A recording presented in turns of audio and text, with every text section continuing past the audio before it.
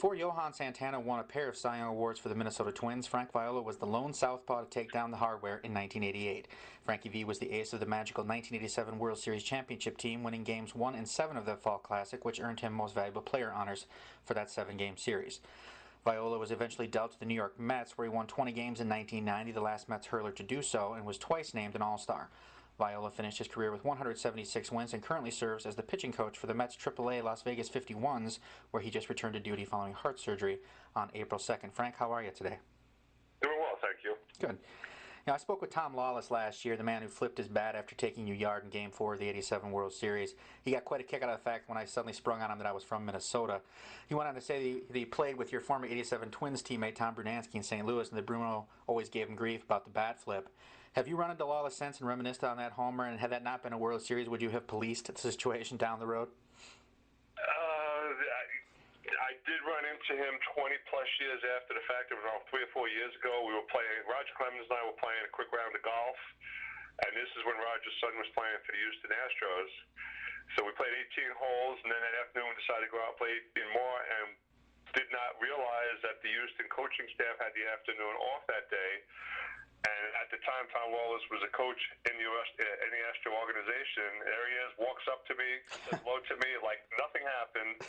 And I told him, you realize 20-plus years ago I never had a chance to face you because I would have knocked you on your butt for showing me up. But he turned out to be really a nice guy. We had a nice conversation. And Bruno really did rile things up over there. He was horrible as far as setting things up and walking away, letting people go after each other.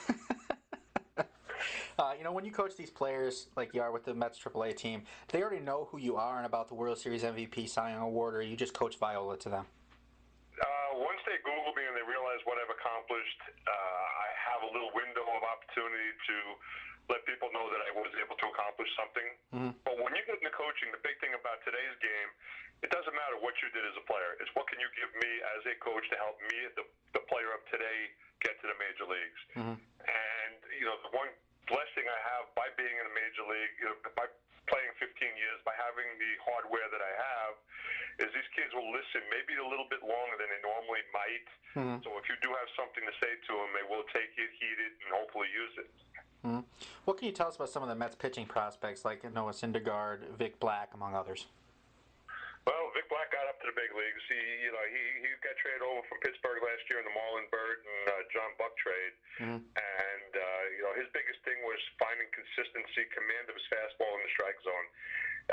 He did a nice job in September with the Mets. He struggled in spring training, got sent down to AAA, found it after 6 weeks, and he's back up in the big leagues again, helping the Mets out. Noah Syndergaard was the big trade piece along with Travis d'Arnaud in the R.A. Dickey trade a couple of years ago. Mm-hmm. And Noah right now is our number one prospect in the organization. At the time, right now in AAA, he is struggling for the first time in his life. He's trying to figure it out. Mm-hmm.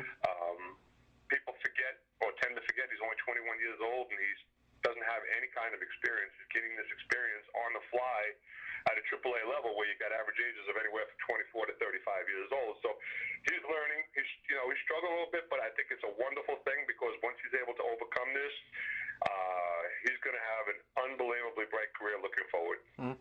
51s currently sit atop the Pacific Coast League's Pacific Southern standings as we tape here. What can Mets fans look forward to in terms of some of your current players contributing at Citi Field in the future? We just mentioned Noah. There's a couple of pitchers. Logan Verrett's another starting pitcher who is a third-round draft choice out of Baylor University 3 years ago who is making a name for himself.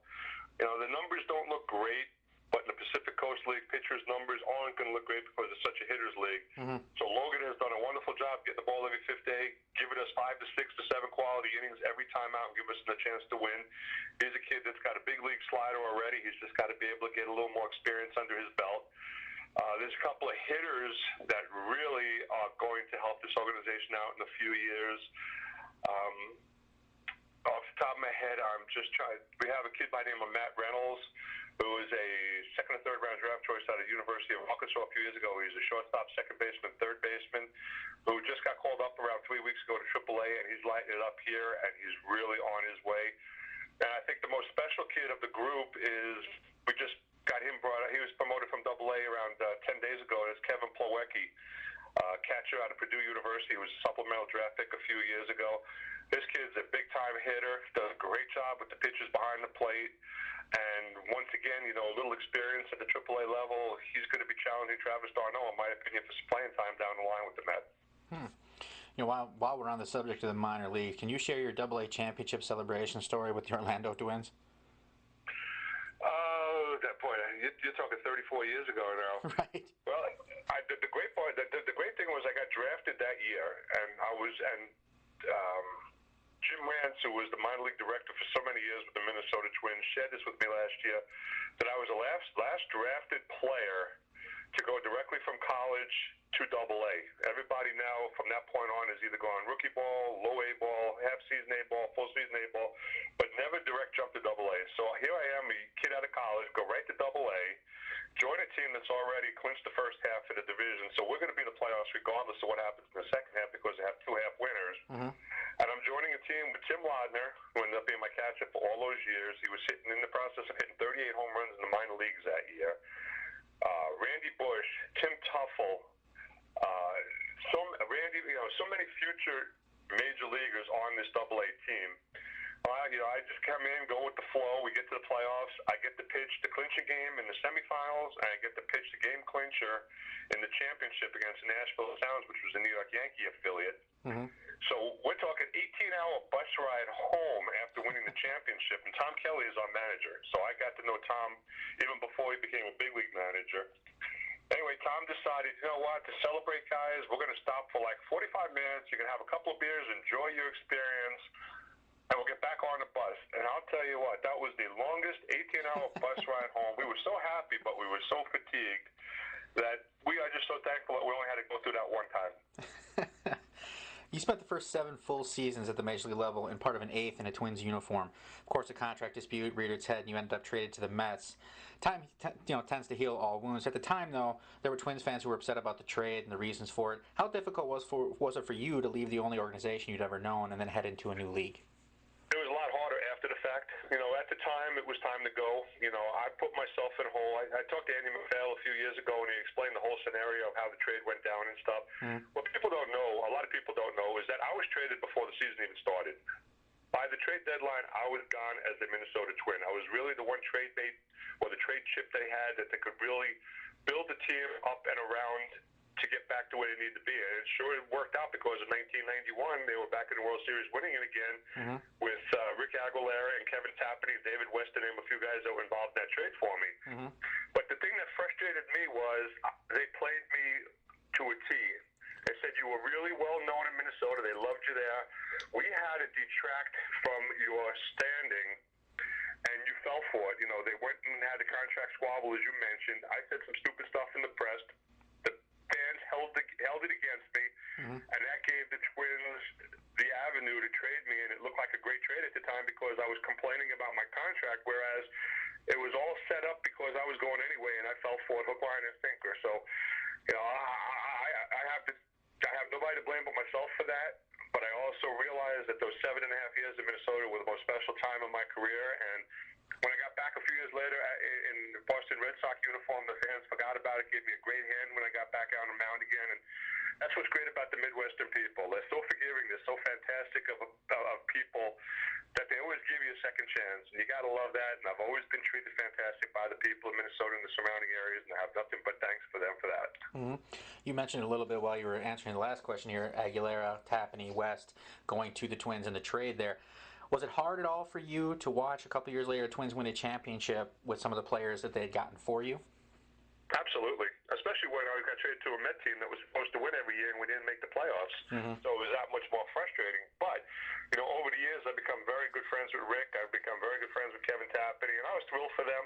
And I was very, very thrilled for the Twins organization because, 2 championships from a mid-market type of team in that time frame was pretty incredible. So, Andy McPhail and Tom Keller and all those guys did a phenomenal job getting those championships and winning those championships in 87 and 91. And, though I would have liked to have been part of that 91 team, I still felt like I was a little bit of it because the guys traded for me did make a big difference in that team. Mm-hmm. Now that Target Field stands in downtown Minneapolis, the Metrodome's been demolished. How would you describe the dome field advantage to fans that maybe never got to see a game at Thunderdome as it was deemed during that magical 87 run? Absolutely amazing advantage, from the ceiling to the playing field to everything that was involved in the conditions of it. It was such a non-baseball stadium, and from a baseball purist, and I love baseball to death. It's grass fields and outdoor stadiums. That's me.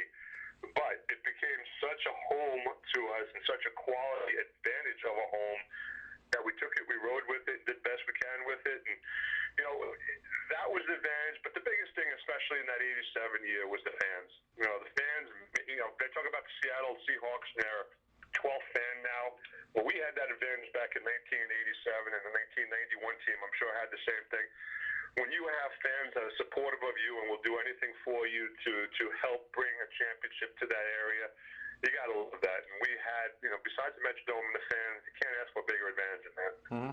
So what memories and emotions flood through you when you think back on the Twins' welcome home at the Metrodome after clinching the pennant in 87 in Detroit? Well, that was the most special time of everything. Getting into the pile after the last out, seventh game in the World Series was probably the most special moment. But right up there was after we clinched in Detroit and came home, and they said, well, we have to detour past the Metrodome because there's a couple hundred people there that want to welcome you. Mm-hmm. And then they open up that right field corner, and there's 55,000 people screaming and hollering with those Homer Hankies and everything else. It was just so it was just mind-numbing to see to turn out just to support a baseball team. It was pretty incredible. It's something I'll never forget. Mm-hmm. Can you talk a little bit about your son, Frank Viola III? It looks like he's trying to mess around with a knuckleball a little bit, sounds like. He's doing actually a really good job with the knuckleball, to tell you the truth. He played professional organized baseball for 4.5 years, got released by the White Sox back in 2007, 2008.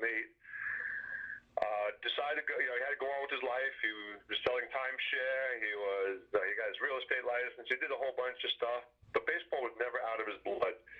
And when I became a Met coach, R.A. Dickey was in the organization. Frankie started talking to R.A. Dickey.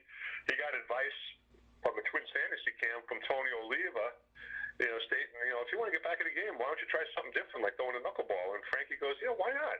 Mm-hmm. And then after talking to R.A. Dickey, he started playing around with it. Long story short, he got a tryout with the Blue Jays before spring training started this year. He showed enough that the Blue Jays signed him, and he's actually went from the Midwest League in Lansing, and he's going to make his first high A start in the Florida State League tomorrow, 4th of July. And things are going well. Good days, bad days, but he's pitching well. It's good to hear. Before we sign off, I have to ask, how are you feeling now that you're back in the dugout after heart surgery a couple months back? I'm very, very thankful for the opportunity. It was very. After I found out that I had to get my heart, I had to get opened up and I had heart surgery. The first thing was, how am I going to? I'm leaving a AAA team. How could I do that? And I realized, what, dummy, you're talking about life and death here. Right. So once I put that in perspective, the Mets have been fantastic. They gave me, they said, whatever you need, we'll do for you.